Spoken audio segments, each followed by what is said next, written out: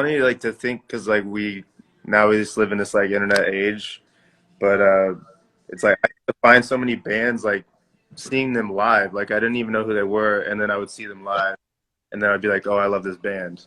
Yeah, yeah. Like, is that like a thing for younger people anymore? Like, do people do that? I don't know. I mean, I don't know if it's the same for young people, but definitely the way I consume music's changed. Like, I don't know who anyone is. I just know the songs. Do you know what I mean? So someone like, oh, do you listen to, Yeah, do you like this or so what? And I'm like, I'm not sure. And then I've never actually even bothered. Like, I don't listen to albums anymore. I listen to songs. Do you know what I mean? Like, I never go, like, I'll listen to a song, I'm like, this is sick. And for some reason, it never registers in my head to go, should check out the rest of their work. It might be really good too. Do you know what I mean? I just literally like, I'm so like automation and just like algorithms just kind of decide. Like I listen to like my Discover Weekly a lot. Like just find out a lot of shit from that. Do you know what I mean? Hell yeah. yeah. That whole like aspect or idea of it like scares me because I'm in my mind. I'm like, what if they're just the algorithm's just feeding you shit or just just like controlling us at Well, this. it's you've got. It's so funny. It's like you can't if you want it to be good, you can't let anyone use your Spotify Yeah, because exactly. it infects it. Like sometimes, like if like because usually all my stuff's like kind of like minimal electronic, kind of all this like weird, like I don't even know what you call it, but like it's not rock at all. But like if I start listening to any rock music, it starts to like infect my Discover Weekly, and then before I know it, it's just like playing Bring Me the Horizon and every other fucking rock band. I'm like, no. So like you have to be so careful with like what you listen to make sure it stays in like the lane you want it to be. But it's fucking clever how it works. Like Yeah. it's pretty crazy. I looked into it and it was like, wow, it's like it's so in depth. It's good, man. When you like when you're young, you just like you've got time to spend just like digging through, like finding all these bands. And you want to be the kid who finds out the coolest band first. And now I just couldn't give a fuck. I'm just like, just someone give me something to listen to. It's like when you used to think your dad was lame because he just listened to the Bee Gees, like, Yeah. and you're just like, bro, like they haven't like put out any new music. Like you don't. They're saying they love your girlfriend, by the way. They're saying they love you and stuff.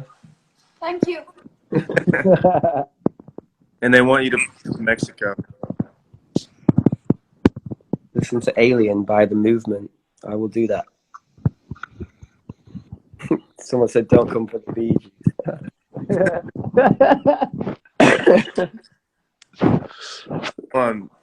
I'm bringing I'm gonna try to bring in Tyson from all next. See if he. Oh, there he is, Tyson. Oh my God, Tyson. Yeah. you just came out of the shower. Oh, Tyson, can you hear us? Oh, He didn't expect yeah, to add think us. so. He's like, I don't. Thought he was just very upset to see us. Okay. Yeah, boy. Hey, who's here? Who we got here? Is that Princess man. Rosie? What up, boy? Is that Princess Rosie? You don't got any umbrella hats for us today? Not today, man. All right. That's only on Boring. Thursdays. How you feel? Good. Great. I'm doing a shot list for this damn music video. I'm trying to keep my hair on my head. Yeah. Tyson's directing a video for Hurricane that we're about to shoot. Oh, sick. So he's How fun. Oh yeah, who's that there on the bottom? Forgive me. I'm just joining the party. Looking like a fucking if you're asking about me, I'm Oli. How's it going, man? Ollie, how you doing, bud? Tyson, I'm pleasure good. to meet. Nice to meet you, I feel dude. like we're like Brady bunching. It's like down there. Hey, buddy. Hey, buddy. I'm gonna rub Matt's shoulders. Forgive me. I'm the oldest one in the group here right now. I think I'm full of nothing but dad humor. So I apologize. Good, man. That's all I'm about to. I need more of it, though, in my opinion. That's what All right. Well, what is it? What do you do on these things? That's what I'm like. What the fuck do people actually want to get from one of these live things? Or do we want to go? Are we supposed to go into the underbelly of the depths of our Instagram? I think it's like we have to, in-depth conversation, but then it's also about like interaction. They have comments and they say Oh, okay. questions. Well, should we feel- start this? Should we start one with like a conversation that maybe they provoke? Like, what's? Let's see. What are they saying? I bring- Princess Rosie, read us off something that is. Mine is frozen. My comments are frozen. Try to bring in one of the fans. You should bring in one of the fans. To I see. can't load the comment. Like I can't see it. How many people can you can you add? I don't know. This feels like counterintuitive at this moment. I see smiley faces. How do you feel about using text smiley faces versus this isn't no this I don't know how to play off of a smiley face comment here. Oli is the cutest vampire. Do you find yourself to be able to keep your youth from sucking the blood of other human beings? Is that something that keeps your youthful glow, Oli? Because for some reason you seem to have a vampiric lure on this format. Yeah, I guess so, man. Just Excellent. Yeah. What is Excellent. your stance on cannibalism? I guess is a question. Oh, that's interesting. Whoa. Ooh, that is a pressing question. Would you eat another person if you had to? And Yeah, like if your plane went down. perfect example, Alive, that movie about the soccer team who went down in the Alps. That was a really disturbing movie for me as a young child. yeah, man. That was. You gotta do what you gotta do, though, innit? Yep. That is true. I'm glad we're on the same page. I would voluntarily probably go first. Women and children, but I would be like, you want me to check the meat? I'll check the meat. I'm a vegan, so I'm just desperate for any excuse to eat some meat. Tyson, you ever heard of Bring Me the Horizon? Yeah, of course. Yeah, that's Ollie's band. Oh, cool. Oh, Yeah. right on. Yeah, man. You guys are huge. Yeah, are you kidding me? Of Okay. course. I've seen them. Did you guys do Warped ever? Probably you had odd years. Yeah, we did Warp. We've done Warped a bunch of times. Cool, yeah. Maybe we seen you out there. I was pretty much a cave dweller. I don't. You're a singer, right? Yeah. Yeah. I tried to be. I struggled with my voice so much on the road for the first decade because I was born with this hereditary. Actually, not. My parents let me scream in my crib so much that it actually created a callus on my vocal cords. Okay. And so for the first 10 years, after every show, and I remember it distinctly on Warped Tour, I just couldn't talk. I couldn't talk at all. I couldn't say a word till the next day. Have you ever had to do like just debilitating vocal rest? Yeah, man. Ugh. You're a singer, right? Yeah. Yeah. I tried to be. I struggled with my voice so much on the road for the first decade because I was born with this hereditary. Actually, not. My parents let me scream in my crib so much that it actually created a callus on my vocal cords. Okay. And so for the first 10 years, after every show, and I remember it distinctly on Warped Tour, I just couldn't talk. I couldn't talk at all. I couldn't say a word till the next day. Have you ever had to do like just debilitating vocal rest? Yeah, man. Ugh. I mean, I've been doing it that long now that I'm kind of like understanding that every little thing you do is like counts. So like I don't drink and stuff like that anymore, and you realize how much like Warped Tour, for instance, just the lifestyle of it is just not, because you play for 40 minutes. It's always dusty. It's always mucky. Like after it's a barbecue, it's drinking with your mates. It's non-stop partying until next day. It's like, as for a vocalist, it's just like the worst conditions you could possibly have for trying to perform every day. And then it's like, what, 45, 50 dates all back to back with like no, the only time there's a break when you literally can't get to the next place quick enough. It was pretty nuts, to be honest. Yeah, I can't believe the circus went that long. And the craziest thing, the biggest ass of it all was when you got that 10:30 slot in the morning. And you never knew. Oh, like, literally, you woke up, completely forgot about that, actually. Like, you wake up and go, oh, yeah, you're on first today. So wait, that was one a curse. Randomly was in the morning? That seems so random. And there was no headline. There was no headline. The show started at 10:30. Like a.m. So sometimes you would get the roll of the dice, or really, honestly, if you pissed off Kevin Lyman, you were fucking up first the next day. And, really?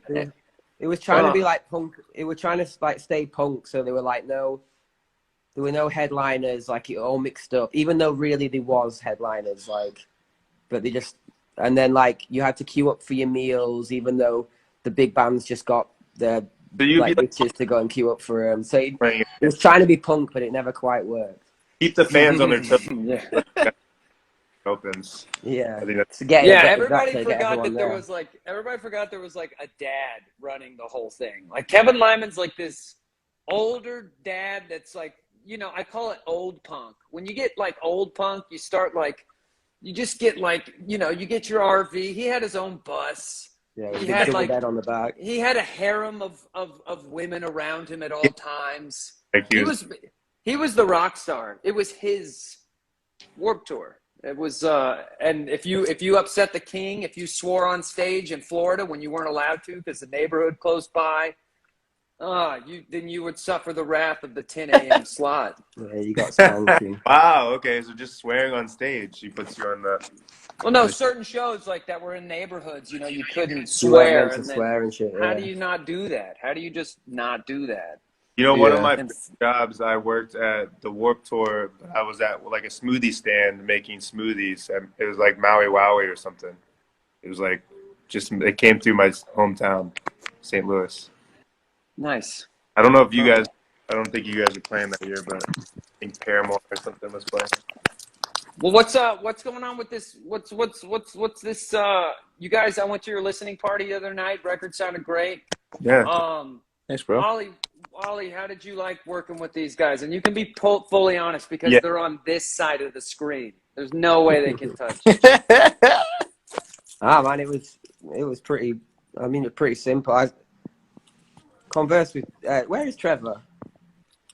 That's a good question. Somewhere out there. Where's Trevor? Where's Matt? Or no, Matt's here. Where's Trevor? Where's the? I keep wanting to say, where's the brothers Gray? Like we did that. Yeah. Yeah.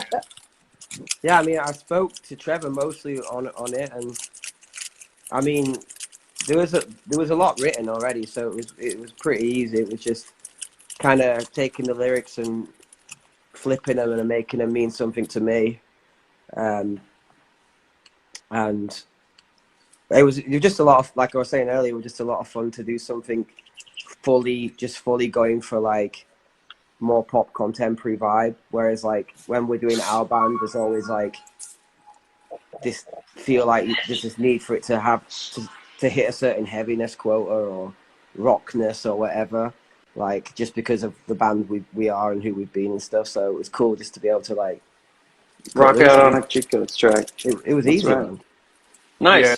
Tweaking the lyrics so that it feels more relatable to you, you know, versus it just being, you know, you want it to be personal still when you're singing it and like feel like it's you.